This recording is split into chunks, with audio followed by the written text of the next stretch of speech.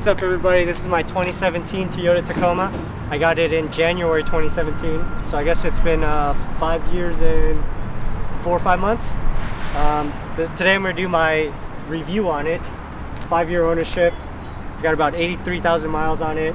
So I actually swapped out the halogen headlights for HIDs when I first got the truck, and I ran them simultaneously for 5 years with the LEDs on, and they're still working. I was planning to just burn them out and replace them, but they still run great.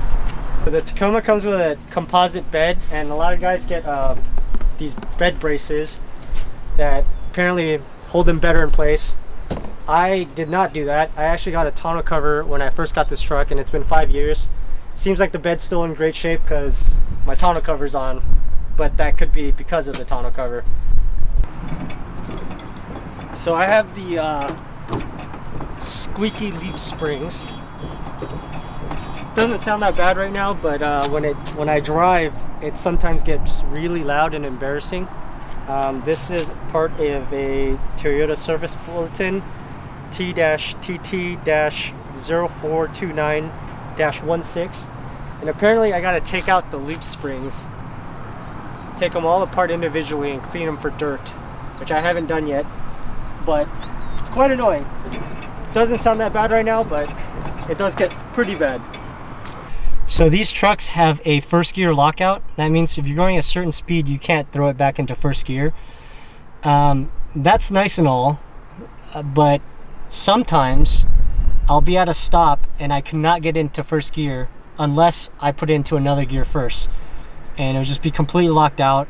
I've tried to speak to the dealer about this, but typical with the dealer, the response was could not replicate. Sometimes it's an issue, but other times it's just a few seconds delay at a light. Another issue is if I'm on a very bad incline, if I'm in first gear, the truck does not have enough power to go upwards. It's really hard to explain. I've been driving stick for a decade, so I know how to do inclines, but there's something weird about this truck where there's almost no power on first gear on a bad incline. It's kind of dangerous. I almost, stalled and backed up into another vehicle.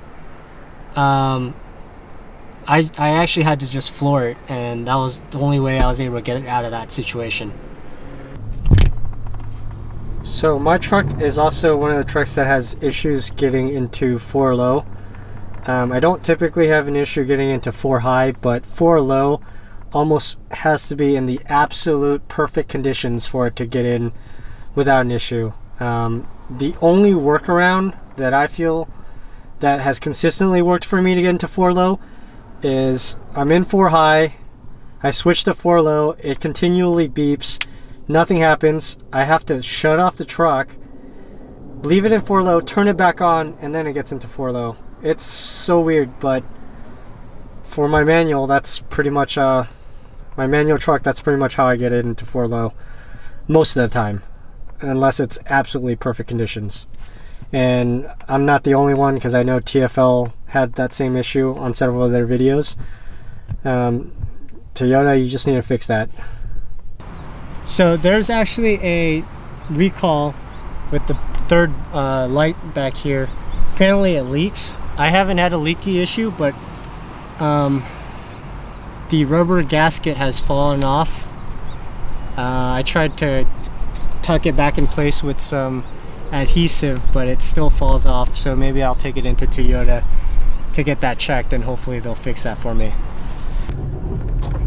So this truck has been pretty reliable. I haven't had any major issues where I had to drop it off at the dealership for a while. I do all my own oil changes and all my services. I do it every 10,000 miles.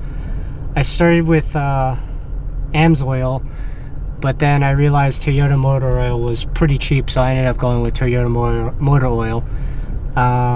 Every 10,000 miles, I don't go crazy like other people that do every 5 or 8 or whatever it is. 10,000 miles, the truck's at 83K. Still been reliable, no issues. I guess the only gripe would be the squeaky leaf springs, but that's pretty normal, especially if you're gonna off-road or even modify your leaf springs and get aftermarket. This being a manual transmission, I don't have the gear hunting issue.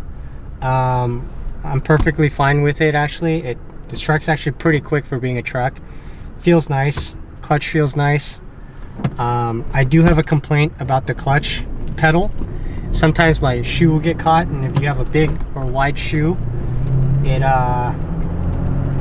might get caught in the clutch pedal. So after 83K, 5 years, a lot of creaks and rattling. That could be due to my off-roading, or it could be just the car's old. I haven't taken it apart other than to do the speakers, but you could hear every time you drive. So this 17 I feel like is the best year for the last of the mechanical manual Toyotas. This doesn't come with all the Toyota nannies.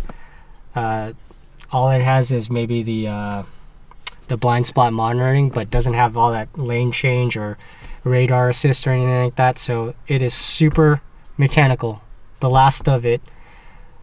17 manual Pro. I think that's the best year. Also on the 17, Toyota didn't force me to get that stupid snorkel